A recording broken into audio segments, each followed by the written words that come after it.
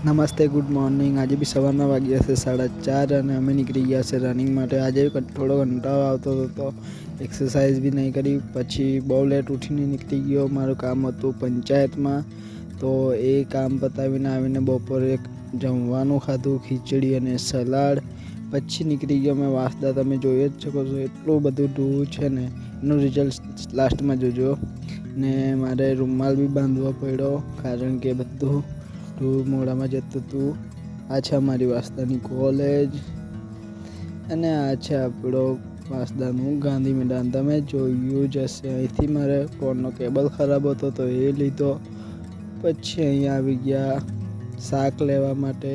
પછી તમે જોઈ શકો છો ઘરે આવતા બી બહુ દૂર લાગતું હતું, અને પછી હું ઘરે આવી ગયો। તમે જોઈ શકો છો બહુ બધું દૂર છે, માથામાં વાળમાં હાથ બી નહીં જતા એટલું દૂર છે, જોઈ શકો છો તમે।